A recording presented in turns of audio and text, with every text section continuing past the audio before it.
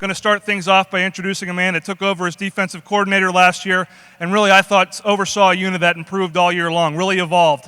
And they didn't play their best football till the end of the year, which is a good thing. In that last game against Bowling Green, they took a potent offense and held them to under 300 yards and 27 points. Of course, a Panthers 30-27 victory. Ladies and gentlemen, defensive coordinator Matt House. Boy, this is kind of fun, kind of neat. Really what I got for you today is I'm going to take you through some of the spring drills and how they apply to the games, okay? I want you to kind of see and feel what our kids are taught and then how they apply, all right? Big D, can you give me the video? Okay. First drill I'm going to show you here is something we call the fire drill, okay? We do these defensive pride drills, and it's really to set the tempo for our team, okay? It's a deal where our whole unit comes together. We're coaching all 11 guys on a certain technique. The fire drill is literally going from defense to offense. What takes place, all right, when we have the opportunity to intercept the ball, okay? In the fire drill here, what you see is couple things, all right? The interceptor first, when he goes from defense to offense, we give him a landmark on the field. You can see we're inside, all right? The double tick marks, all right, are our college numbers, okay? So he's taught as he goes from defense to offense, all right? Intercept the ball, put it away in what we call high and tight, okay, because he's not used to carrying the football. You'll see the closest DB, all right, his job is to block the intended receiver. See Coach Douglas there is the intended, all right? All the defensive players are turning to set up a wall, okay? An offensive player outside the numbers is going to get blocked outside the numbers. An offensive player inside the number is going to get blocked inside the numbers. And we're going to turn and get up the field and score. All right? Again, simple drill, okay? Never know when it's going to be applicable. I'll show you a clip in the Notre Dame game, okay? Same drill that we practice in spring. I see some of the media out here. The media has seen us start practice this way. All right? Simple drill, but something real important, an opportunity to change a game and score on defense. Here you see Ray Venable high point the football, all right? Immediately, as he goes from defense to offense, he's looking to get the ball up the near numbers, all right? Everybody on defense knows that's the aiming point. You can see, okay, great example here. Anthony Gonzalez turning and trying to wall a guy outside the numbers. Okay? You're going to see K'Wan Williams turn and try to block a guy inside the numbers. Okay? Creating an opportunity to score on defense. All right? That's our fire drill. Okay? Another thing you guys have constantly probably heard us through the media talk about is relentless pursuit to the ball and leveraging the ball with angles. All right? Well, when we start practice, we start very often with the pursuit drill. And all the pursuit drill is it's to condition guys to leverage the ball, not chase the same color jersey. For the D lineman, we call it running out of the stack. Okay, so as the ball's away, whether it's a pass or a run, they're going to retrace and run out of the stack. They're not going to chase the same color jersey. So you get overlap in your defense. All right? Here you're going to see everybody inside out on the ball carrier. Okay, we do it with just the front seven because when you put all 11 bodies in, it becomes a jumbled mess. All right? As you can see, nobody's chasing a color. They're all in good football position as they tag off at the hip.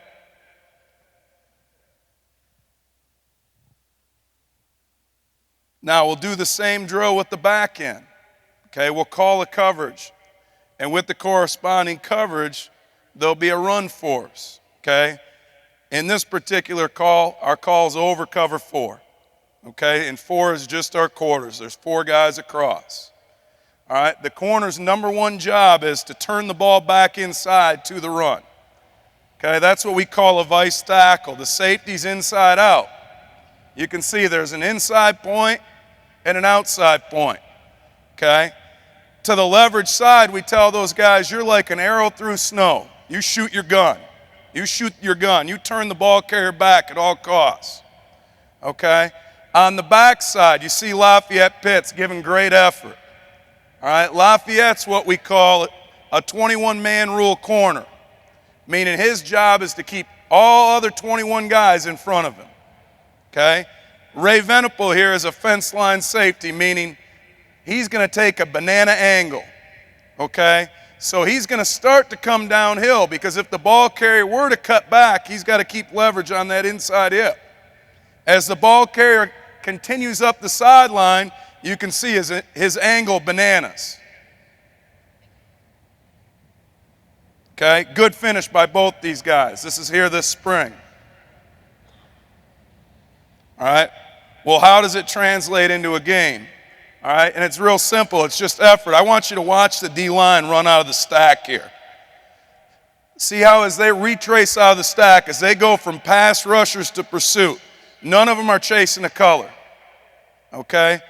They're all in a great funnel inside out on the ball carrier. You can see here the corner's outside in on the ball carrier. Okay? Good lines of pursuit, more blue jerseys than white jerseys. We always talk to the kids too about strain is measurable. Okay? When we finish a play, we want to see more blue jerseys than white jerseys. Okay?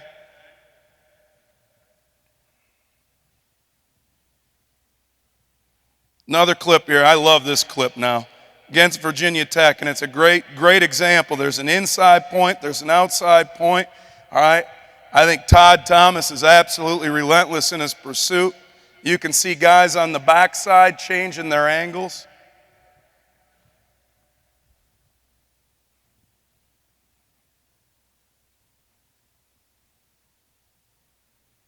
Okay? The other thing we always talk to the kids about, all right, is straining to the football in pursuit is a mindset, okay? And it can change a game. Now here we're playing Notre Dame, all right? Critical situation now, okay? We have a busted coverage, okay? Ray Venable here, he's supposed to jump the dig. He knows it. But you watch his relentless effort to the ball. Okay? Again, it's a habit. It's a habit because it's formed in practice. Again, more blue jerseys than white jerseys, and we end up with a fumble recovery. Okay, another drill that we do as a team, as a unit on defense, is what we call a blitz strip drill. Okay? So often, when we get into individual periods, the DB coach, he's coaching coverages, he's coaching press technique, off technique. You know, I'm coaching the linebackers on run fits. All right, so it's very easy, all right, to lose the blitz component of practicing blitzing outside a team period. So we've developed a drill that's called the blitz strip drill. We can put our whole defense through this drill in 2 minutes. Okay? In the course of the drill, it's real simple. You can see 2 bags. There's going to be 2 get-offs here. All right? The first ball get-off is going to be the blitzer. All right? As the blitzer comes, he's going to work a move, flip his hips, and he's going to work what we call a tomahawk, all right, on the quarterback. When we tackle the quarterback, we want to go high to low on the quarterback. It's different than tackling a ball carrier in the open field, okay? You can see Freeze here, all right, Nick Grigsby, working high to low and violent on the tomahawk. The second ball get-off, we're working a pass rush, but now we're going to work a scoop and score off of it, okay? So we're working a habit of bending at the ankles, knees, and hips, seeing the ball in. So you can see Ray here, the second guy in, scoop and score. Okay? Another example, here's Anthony Gonzalez, violent with the tomahawk, All right, Lafayette, Pitt. Working a blitz route, move. All right, bending at the ankles, knees, and hips. Scooping and scoring. Okay, we'll do the drill with the whole unit. Okay, the D-line will be in it, the DBs, the linebackers. All right, and it translates into the game. All right, here you're going to see we're not blitzing, okay, but again, situation where ball's pitched, it's on the ground. You can see there's the pursuit drill. We got more blue shirts there than white shirts. Here it is with Tarish Webb, a freshman, bending at the ankles, knees, and hips, scooping and scoring. All right, that's hard to do. It's a lot harder to do than you think. Okay, to roll out a live ball, go from full speed, okay, not break stride, all right, and scoop and score. It's a practiced habit.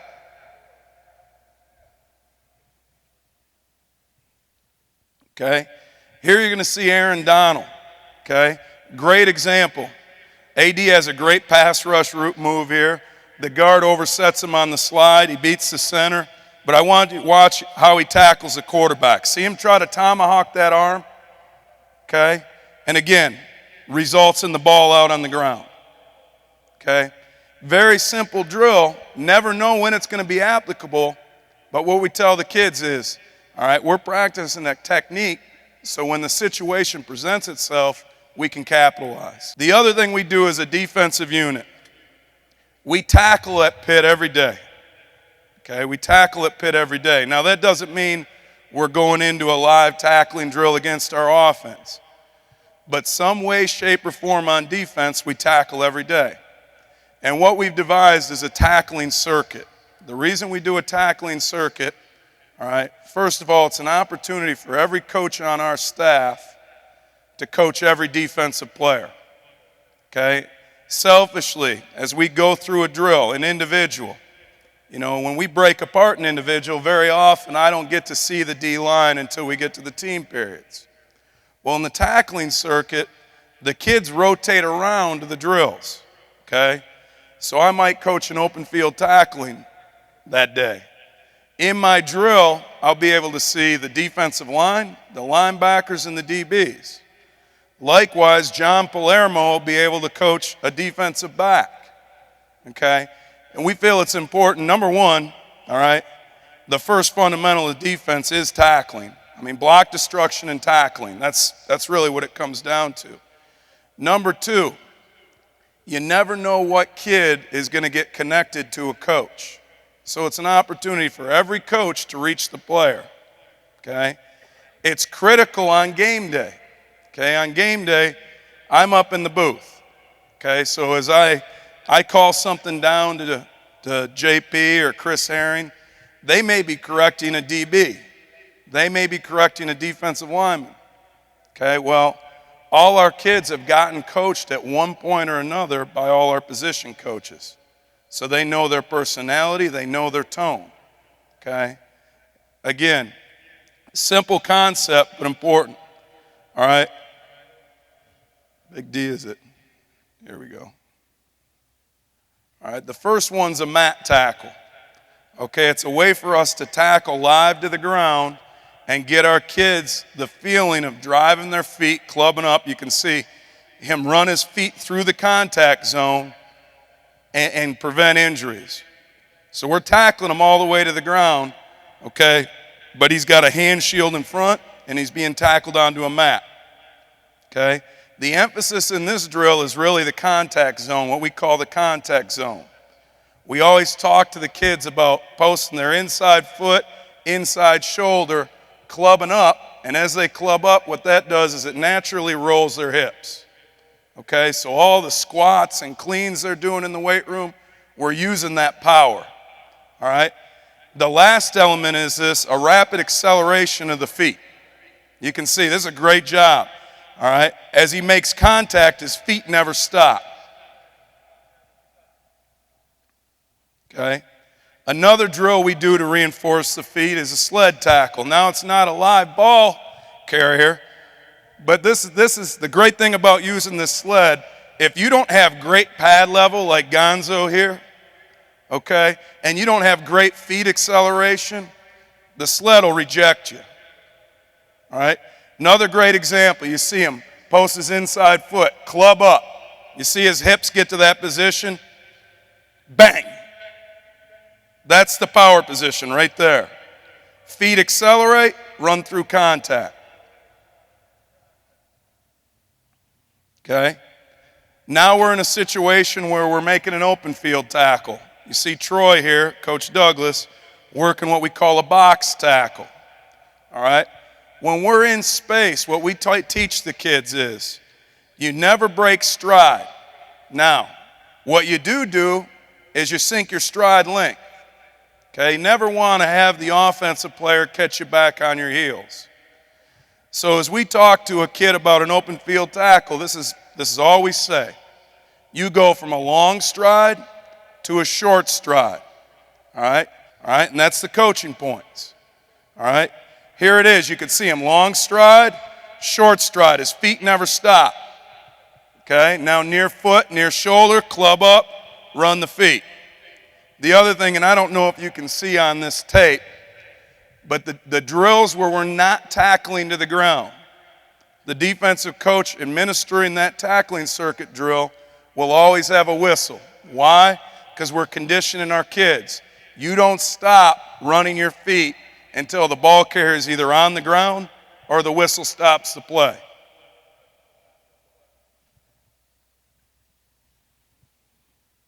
Last one I'm going to show you here on this tape is what we call a vice tackle. Now you're simulating there's an inside point and an outside point on the ball carrier. Okay? We both have leverage, and we're going to use our buddy.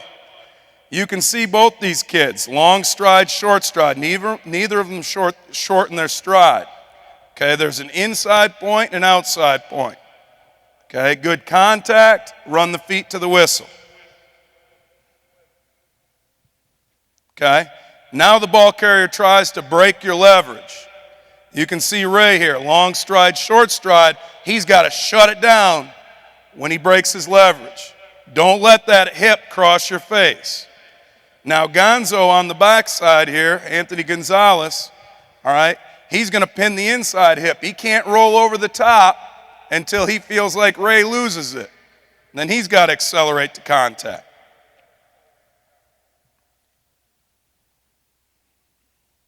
Okay? I didn't realize I had this on. It's good. Same idea, but now we're executing a sideline tackle. Okay? Now I got leverage. Okay? I might have lost the corner. The ball carrier's out in the open field. Okay? Here he comes, long stride, short stride, pinning him, accelerating to the sideline. I'm just going to let it run here, guys. Just some examples of the drills in games. Here's a vice tackle.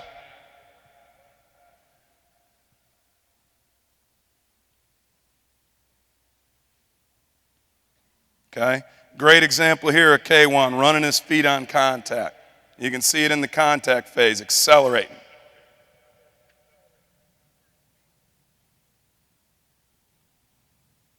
Okay? I'm going to finish on this one. Watch K1 Williams now on the back. Open field, watch his feet, watch his hips. See his hips snap, see his feet accelerate. It's a great tackle. That's just a couple of things. I wanted you to get a feeling for what we're doing in the spring and how it applies to the games, okay? And really, spring ball is about fundamentals, okay? And these are just some of the fundamentals we're developing as a unit. I appreciate you guys coming, okay? I'm going to bounce back for the question and answer period and look forward to seeing you here in September.